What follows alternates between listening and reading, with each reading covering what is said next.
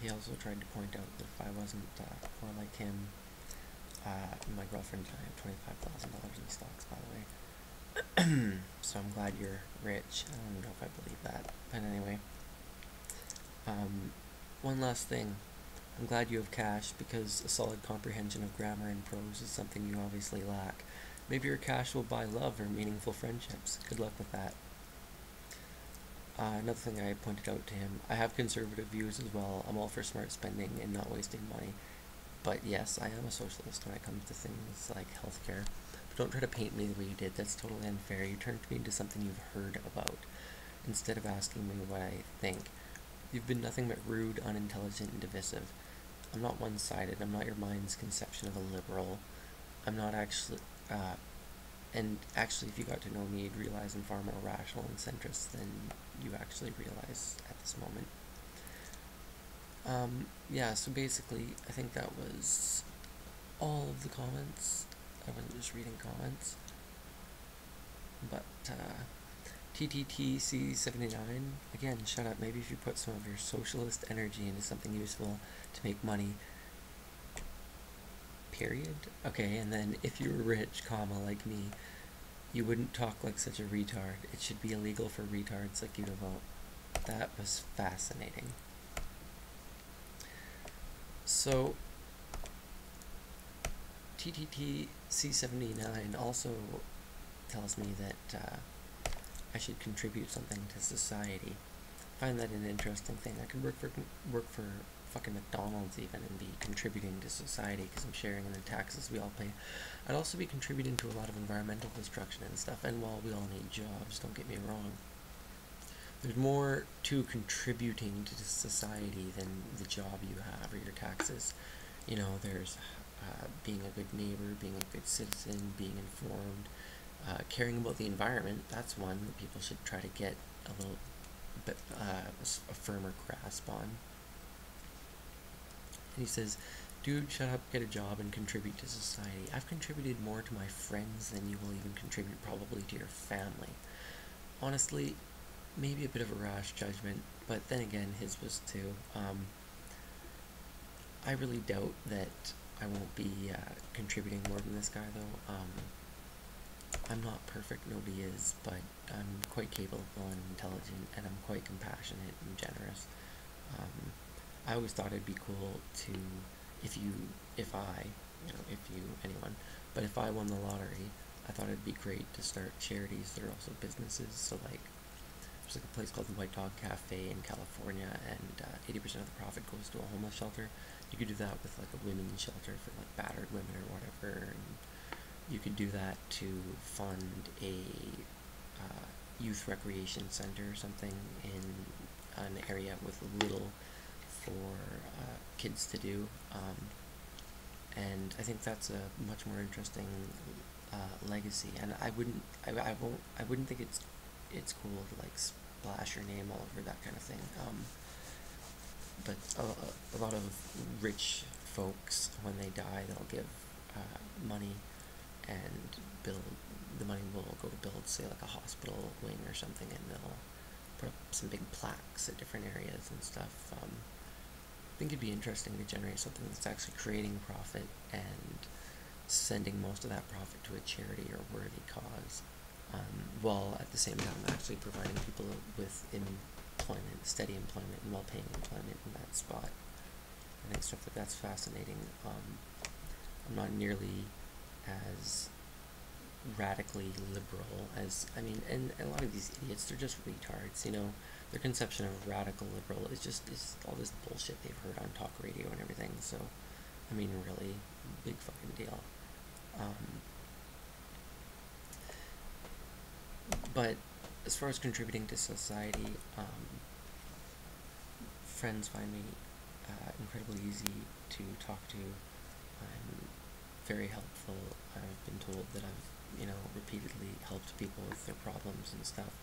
I'm going to be going to school, as I said, without being arrogant about it. I'm quite capable of passing practically any class I want to take, other than maybe advanced physics and mathematical classes, because math is definitely something I find laborious and boring and totally banal, and also something I'm not very good at.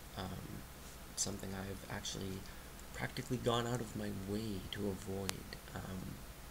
Although it's easy to do basic math, and if you've worked any job where you handle cash or anything like that, it's little things like that, sharpen it or budgeting or whatever.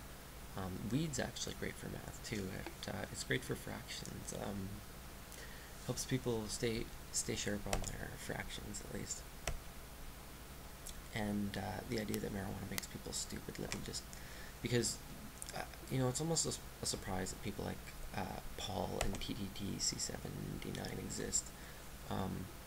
Because I thought we'd gone past stuff like this, but the idea that marijuana makes people stupid is just absolutely laughable. I mean, look at it this way: you could take GHB, like a recreational dose. Another thing, GHB is not a date drug. There's so many videos I'm behind on that I gotta make. People when it comes to drugs, the average anti-drug person or prohibitionist is such a fucking retard. Anyway, if you're to take a small amount of GHB, which wasn't designed as a date rape drug and can be recreational, if you're to take it recreationally, you're to do it all the time, but during those hours, you chose to fill them with just, say, American Idol reruns, okay? Seriously, like as an experiment. You'd probably be, in a year, well, you probably would have committed suicide. Probably would have been fairly pleasant, because it probably would have been GHB induced. But still, if you were to fill those hours with just that kind of activity, of course you're going to be stupid. And if a kid spends 80% of his time smoking marijuana, that's not the key factor. And just playing video games, only playing video games, never reading. I laugh at these people that, they list them as books. I don't read, reading's stupid, or reading's for fags. I mean, like, are you fucking kidding me? Like, do you realize what kind of, like, a shallow and, like, poor life you're gonna lead if you actually avoid books? Like, that's crazy to me. It's crazy to me that with all these good books, people wouldn't even bother to read. And so, if you spend your time and you're not reading, and you're just wasting your time, and you happen to be smoking marijuana over a number of years, yes, you won't be sharper, you won't have interesting, useful knowledge or intellectual gems to share with people, you won't be enriching yourself, and to a sanctimonious, narrow-minded observer, you'll be turning yourself into a retard with pot. But that's the thing. We have a cannabinoid system. So many videos, I shouldn't have to explain this shit. Like, if people just read, like, on just a bit of average reading, Google News, you check for medicine, you don't even have to just read about pot, People should know this stuff already. We have what's called an endocannabinoid system, okay? And then there's the phytocannabinoid system, or the phytocannabinoids in cannabis.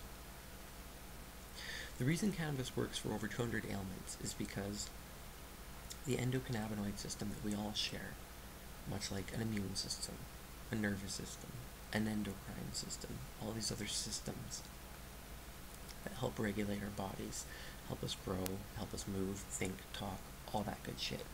The whole bag.